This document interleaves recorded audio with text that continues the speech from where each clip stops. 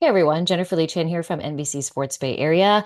Hope everybody's well. Sorry, I haven't done a couple of videos or haven't done videos for the last couple days. Last night, I don't know if you all watch it, but I watch Handmaid's Tale, and the panel of actors from that show spoke in front of about, I don't know, quite a few people at the Dolby Theater, kind of where they hold the Oscars.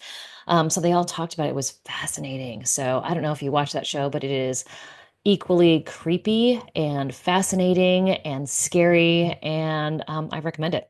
So, anyways, got to see the actors there, so I didn't get a chance to do that, and didn't do a chance to do a video.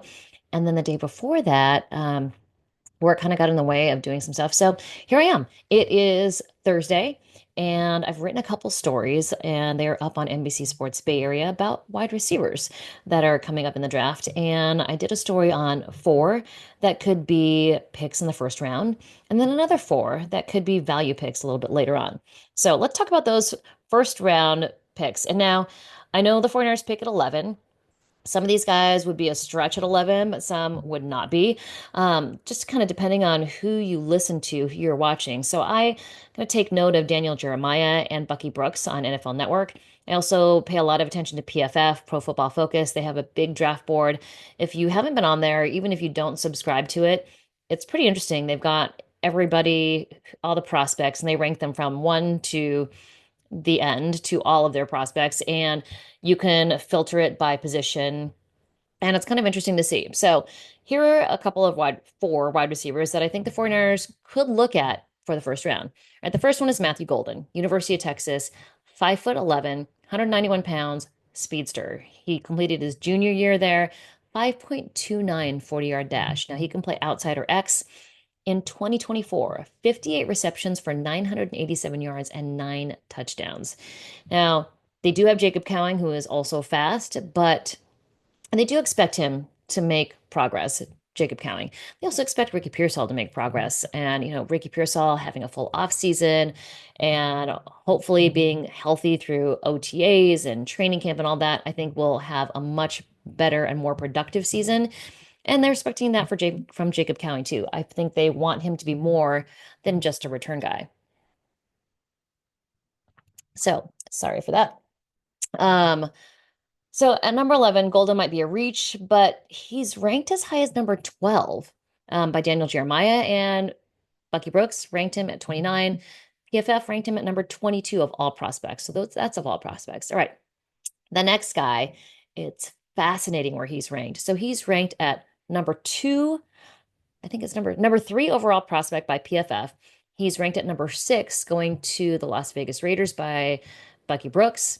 And Daniel Jeremiah has him down at number 22. So he's a first round pick, no matter what you look at. Could be, a value pick if he's projected at, one of the top picks in the draft by the 49ers. And, or maybe would be a reach if you're taking a look at where Daniel Jeremiah has him. It is Ted McMillan out of Arizona. He played 3 years there. He's 6'4", 219 pounds, very much like a Jawan Jennings build. He plays outside or X, not a super fast 40, 4.55, but in 2024, 84 receptions, 1,319 yards, and eight touchdowns. So, yes, they have Jawan Jennings, but this could be a guy that kind of takes his place. This is what the 49ers do. They project what they'll need a year ahead. They could take Tet McMillan, and his full name is Tetaroa, but he goes by Tet McMillan. And they could draft him knowing that Jawan Jennings is in the final year of his contract. So interesting there. Luther Burden is the third one I'm looking at. That could be a first round selection. University of Missouri, 6 foot tall, 206 pounds, 4.41 40-yard dash. The thing about Luther Burden is that he plays every wide receiver position. I know John Lynch, Kyle Shanahan are like, the more you can do, the better. So not only can he play every wide receiver position across the board, he's also a returner. So he could do it all. Now, he didn't have as much productivity in his last year because he had a shoulder injury, but in 2023, 86 receptions, 1,212 yards, and nine touchdowns. So this is a guy who could be very productive and, again, versatile, can do everything that they ask him. So you can line him up anywhere. PFF has him ranked as their second best wide receiver in the draft and their number 14 overall prospect. All right, the next one is interesting. I think he's more of a household name, Emeka Egbuka, Ohio State, 6'1", 202 pounds, played till he was a senior, 4.3 40-yard dash, and he lines up mostly in the slot. In 2024, 81 receptions, 1,022 yards, and 10 touchdowns. So PFF has him as the number 3 wide receiver in the draft, but he's slated to go number 25 to the Houston Texans by Daniel Jeremiah. So in 2023, he had an ankle injury, so not as great a production, but he had 2,000-yard seasons at Ohio State, and that was in 2022 and 2024. So it might be a regional number 11, but he's a guy that's going to instantly be an impact player no matter where he goes. All right, so I also took a look at 4 wide receivers that are more value picks. And there's some interesting ones. This class is pretty good of wide receivers. The first one I have is Nick Nash. Now, Nick Nash is from San Jose State. He started really interesting career.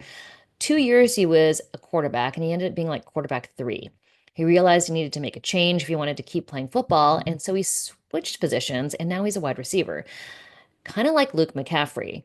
And I gotta say, wide receivers that have played quarterback before understand what they need to do to be a great receiver. They're like a quarterback's best friend because they understand what it takes to help a quarterback out.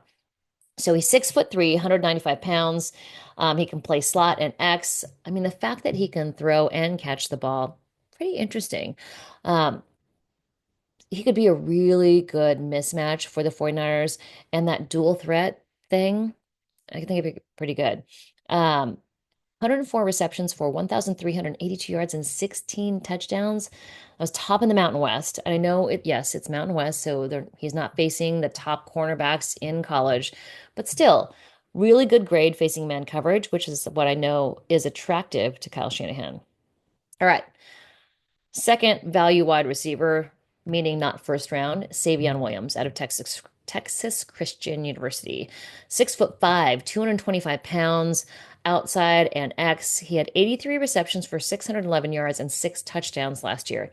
He's the 12th ranked wide receiver by PFF and the 93rd overall prospect. He spent 5 seasons at Texas, and he was used in wildcat situations. So 51 carries for 322 yards. He definitely could take over the place of Deebo Samuel in that wildcat situation. Got some decent size.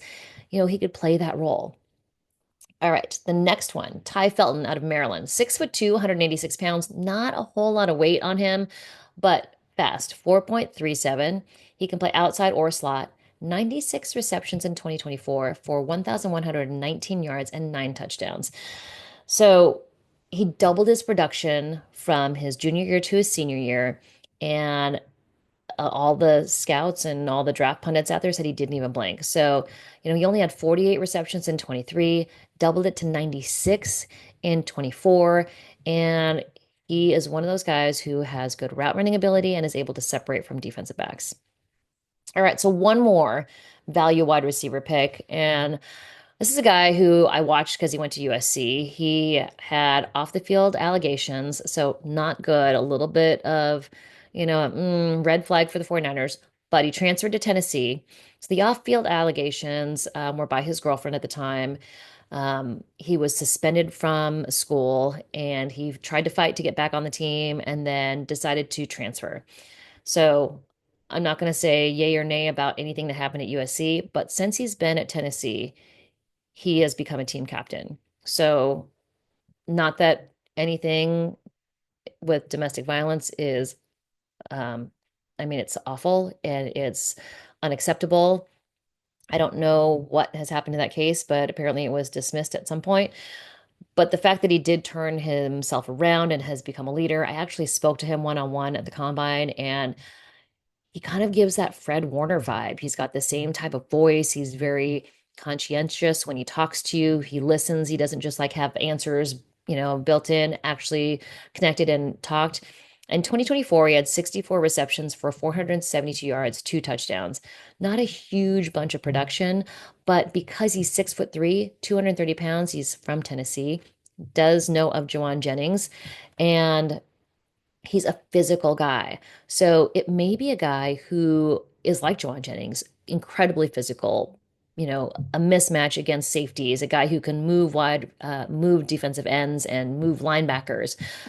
So the fact that he turned himself around is a good thing. And the fact that he's a physical wide receiver from Tennessee, the 49ers have done pretty well with their Tennessee wide receivers. So remains to be seen, but he's a good value pick. And it seems like he's got a good head on his shoulders. So we'll see where they go in the later rounds. I do think the 49ers take a wide receiver at some point. They cannot go through this draft and not take one. We'll see whether it's early or late. But, I think they've got to take the best player available. And if it's a wide receiver at number 11, maybe they do it. I don't know. We could be surprised.